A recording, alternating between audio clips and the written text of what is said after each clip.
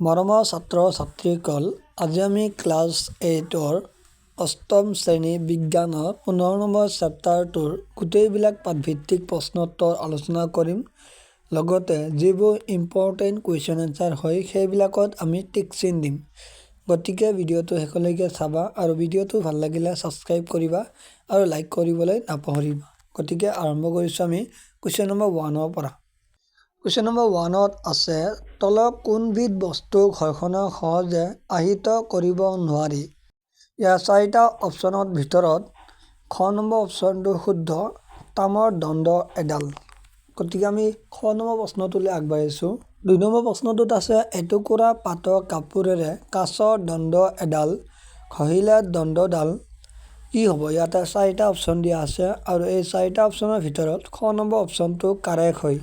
খ নম্বৰ অপশ্যনটোত হ'ল ধনাত্মকভাৱে আৰু কাপোৰ টুকুৰা ঋণাত্মকভাৱে আহিত হ'ব। 3 নম্বৰ কুৱেশ্যনটোলৈ আগবাঢ়িছোঁ। 3 নম্বৰ প্ৰশ্নটোত আছে, তলৰ বাক্যকেইটা সঁচা নে মিছা লিখা। গতিকে ক নম্বৰ প্ৰশ্নটোত আছে, একেজাতীয় আধানে পৰস্পৰক আকৰ্ষণ কৰে, এইটো মিছা। এডাল আহিত কাঁচৰ দণ্ডই এডাল আহিত প্লাষ্টিক পাইপক আকৰ্ষণ কৰে। গ নম্বৰ প্ৰশ্নটোত আছে, বজ্ৰ নিৰোধক পৰিবাহী দণ্ডই অট্টালিকাক বজ্ৰপাতৰ পৰা ৰক্ষা কৰিব নোৱাৰে। ঘ নম্বৰ প্ৰশ্নটোত আছে, ভূমিকম্প আগজাননী দিব পাৰি। গতিকে গোটেইখিনি এনচাৰ তলত দিয়া আছে, তোমালোকে চাই লোৱা। ক নম্বৰটো মিছা, খ নম্বৰটো সঁচা, গ নম্বৰটো মিছা আৰু ঘ নম্বৰটো মিছা। জাৰকালি চুৱেটাৰ এটা খুলিলে কেতিয়াবা ফটফটাই উঠা শব্দ শুনিবলৈ পোৱা যায়, কিয় এনে হয় বুজাই লিখা। ইয়াৰ এনচাৰটো হ'ব, আমি লক্ষ্য কৰোঁ যে ঠাণ্ডা দিনত ঊলৰ কাপোৰ পিন্ধিলে আমাৰ নোমবোৰ থিয় হৈ যায়, কাৰণ ঊলৰ কাপোৰ আৰু নোমত পৰস্পৰ বিপৰীত ধৰ্মী আধানৰ সৃষ্টি হয়, ফলত ইহঁতৰ মাজত আকৰ্ষণীয় বলে ক্ৰিয়া কৰে। আমি চুৱেটাৰ খুলিলে আকৰ্ষণীয় বলৰ বিপৰীতে কাৰ্য কৰা হয় বাবে ফটফটাই উঠা শব্দ শুনিবলৈ পোৱা যায়।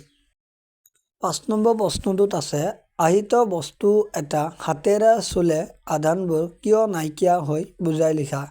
ইয়াৰ এনচাৰটো আছে, আহিত বস্তু এটা হাতেৰে চুলে আধানবোৰ নাইকিয়া হয় কাৰণ আমি হাতেৰে চুই দিয়াৰ পাছত আধানবোৰ আমাৰ শৰীৰৰ মাজেৰে ভূমিলৈ গুচি যায়, সেয়েহে আধানযুক্ত বস্তুটোৱে আধান হেৰুৱায়। 6 নম্বৰ প্ৰশ্নটোত আছে, ভূমিকম্প বিধ্বংসী শক্তি জুখিবলৈ ব্যৱহাৰ কৰা স্কেলৰ নাম লিখা। কোনো এটা ভূমিকম্প প্ৰাবল্য ৰিক্টাৰ স্কেলত 3 হ'লে ইয়াক ছিইস্মোগ্ৰাফ এটাই ধৰা পেলাবনে? ই বিস্তৰ ক্ষতি সাধন কৰাৰ সম্ভাৱনা আছেনে? এনচাৰটো হ'ব, ভূমিকম্প বিধ্বংসী শক্তি জুখিবলৈ ব্যৱহাৰ কৰা স্কেলৰ নাম হ'ল ৰিক্টাৰ। কোনো এটা ভূমিকম্প প্ৰাবল্য ৰিক্টাৰ স্কেলত 3 হ'লে ই ছিইস্মোগ্ৰাফত ৰেকৰ্ড হ'ব।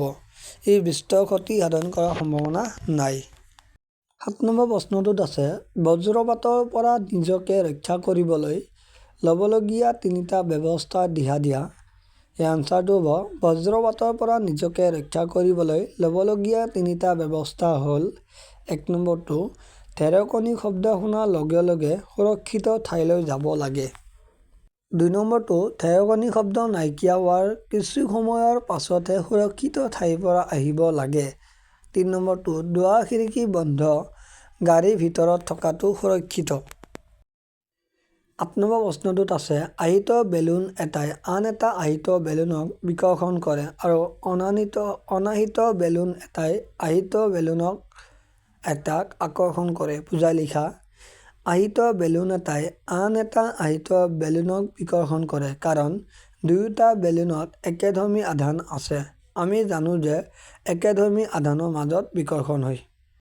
আনহাতে অনাহিত বেলুন এটাই আহিত বেলুন এটাক আকৰ্ষণ কৰে। ইয়াৰ কাৰণ আধানযুক্ত বেলুনটোৰ পৰা আধানবোৰ আধানহীন বেলুনটোলৈ গতি কৰিব, ফলত দুয়োৰে মাজত আকৰ্ষণ হ'ব।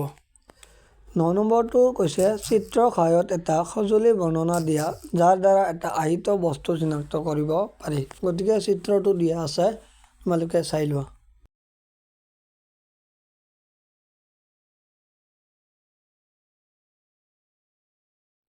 10 নম্বৰ প্ৰশ্নটোত আছে ভাৰতবৰ্ষৰ 3খন ৰাজ্যৰ নাম উল্লেখ কৰা য'ত ভূমিকম্পৰ প্ৰবল সম্ভাৱনা আছে। এনচাৰটো হ'ব অসম, গুজৰাট, ৰাজস্থান আদি। 11 নম্বৰ প্ৰশ্নটোত আছে ধৰি লোৱা তুমি ঘৰৰ বাহিৰত থকা সময়ত ভূমিকম্প আহিল। নিজকে ৰক্ষা কৰিবলৈ কি সাৱধানতা অৱলম্বন কৰিবা? গতিকে এইটো এনচাৰটো দিয়া আছে, তোমালোকে নিজে চাই কেনে এনচাৰখিনি লিখিবা। আৰু ভিডিঅ'টো ভাল লাগিলে ছাবস্ক্ৰাইব কৰিবা আৰু লাইক কৰিবা।